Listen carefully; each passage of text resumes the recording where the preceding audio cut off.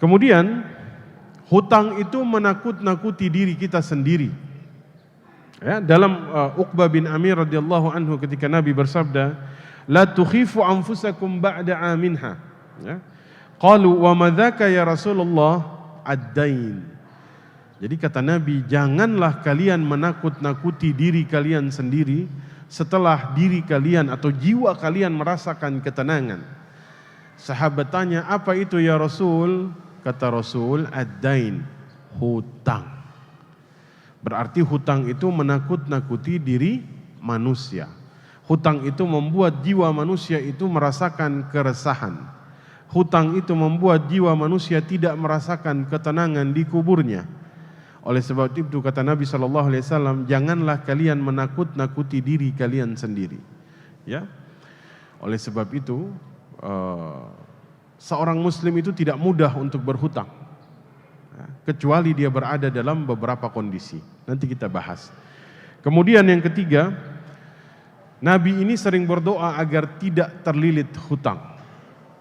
Apa doanya Nabi? Dari Aisyah, Allahumma inni a'udzubika minal ma'thami wal maghrami. Ya Allah, aku berlindung kepadamu dari perbuatan dosa dan lilitan hutang. Nabi berlindung kepada Allah dari lilitan hutang. Bahkan ketika ditanya alasannya, beliau berkata, innar rajul idza gharima haddatha fakadzaba wa wada'a fa akhlafa.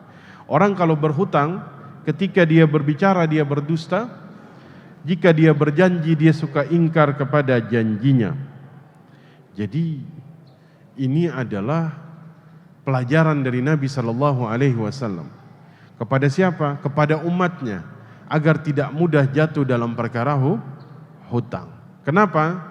Kata Nabi, seseorang jika dia berhutang, dia berjanji dia dusta. Jika dia berjanji dia ingkar terhadap janjinya. Maka Nabi mengajarkan kepada kita agar tidak pernah berhutang. Nabi pernah berhutang? Pernah. Untuk apa? Memberi makan keluarganya. Dalam sejarah Islam, Nabi kita ini meninggalkan rahan, ghadayan. Kepada siapa? Seorang Yahudi. Baju besinya beliau gadaikan. Untuk apa? Ditukar dengan 30 sak gandum. Padahal harga gadaian beliau itu, baju besinya itu harganya 300 dirham. Ya. Qanaahnya seorang Nabi Muhammad, hatta meninggalkan gadaian. Kita malu sama Nabi. Padahal Nabi Muhammad ini, beliau tinggal bilang sama sahabat, apa yang beliau butuhkan langsung dipenuhi. Tapi beliau menolak. Bahkan beliau menggadaikan baju besinya hanya untuk makan dirinya. Allah. Ini adalah seorang pemimpin yang luar biasa di dalam Islam, yang mengajarkan untuk qanaah. Ini adalah pelajaran yang besar bagi umatnya. Ya. Nabi pernah berhutang? Pernah. Kapan? Ketika fisabilillah, dengan cara meminjam seekor onta dari seorang Yahudi. Maka Nabi SAW itu tidak mudah dalam berhutang, hanya dalam keadaan darurat saja. Ya. Hanya untuk fisabilillah, hanya untuk darurat. Tapi beliau tidak mudah untuk jatuh ke dalam hutang untuk perkara-perkara yang sepele saja. Mudah-mudahan Allah merahmati kita semua. Kemudian orang yang meninggal kemudian dia bebas hutang, maka jaminannya syurga. Jaminannya syurga. Bagi orang yang meninggal dunia kemudian tidak meninggalkan hutang. Nabi SAW dari Thauban radhiyallahu anhu, Nabi bersabda, man faraqa ruhul jasad wa huwa bari'un minats thalath dakhala al-jannah al-kibr wad-dain wal-ghulul. Kata Nabi SAW, barang siapa meninggal kemudian dia terbebaskan dari 3 perkara, maka jaminannya syurga. Apa saja? Siapa yang meninggal kemudian tidak kibir, tidak sombong, tidak takabur, maka jaminannya syurga. Bukankah Nabi pernah bersabda, la yadkhulul jannah man kana fi qalbihi mithqala dzarra minal kibir. Tidak akan masuk surga seseorang yang meninggal dalam keadaan meninggalkan kesombongan walau sebesar biji dzarrah saja di dalam hatinya. Yang kedua, ad-dain, tidak meninggalkan hutang, maka jaminannya surga, kata Nabi. Yang ketiga, barang siapa meninggal tidak ghulul. Ghulul itu adalah korupsi. Ya, dalam surat Al-Imran Allah berfirman, man ghalla ya'ti bima ghalla yaumal qiyamah. Barang siapa korupsi, dia meninggal, dia memikul apa yang dia korupsi nanti di akhirat. Kalau dia pernah melakukan ghulul terhadap seekor onta, maka kata Nabi dia akan memikul onta di akhirat.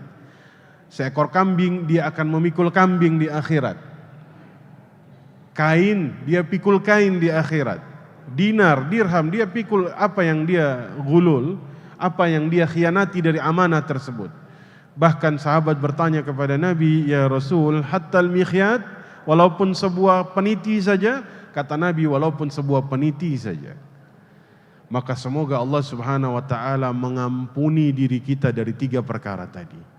Mudah-mudahan ketika kita meninggal kita terbebaskan dari takabur, Allah hindarkan kita dari ghulul, Allah hindarkan kita dari meninggalkan hutang. Bahkan dalam riwayat yang lain Nabi SAW bersabda, orang yang mati syahid pun kesyahidannya ini terbatalkan karena hutang. Bisa dibayangkan? Orang mati syahid sekalipun bisa batal cuman karena dia masih meninggalkan hutang dari orang lain. Ya, jadi dulu ada seorang sahabat bertanya kepada Rasul, ya Rasul, jika saya syahid fi sabilillah, apakah saya masuk surga? Kata Nabi, kecuali engkau tidak meninggalkan hutang. Maka mudah-mudahan Allah Subhanahu wa taala menghindarkan kita ya dari perkara ini. Amin ya rabbal alamin. Jadi ini adalah peringatan kepada kaum muslimin agar tidak mudah ketika berhutang. Jangan mudah ketika berhutang kecuali kita memang berada dalam keadaan darurat. Kalau tidak terlalu darurat, jangan mudah. Qanaah lah. Ya, kalau orang bersifat qanaah, insya Allah dia tidak akan mudah jatuh di dalam perkara hutang piutang. Ya.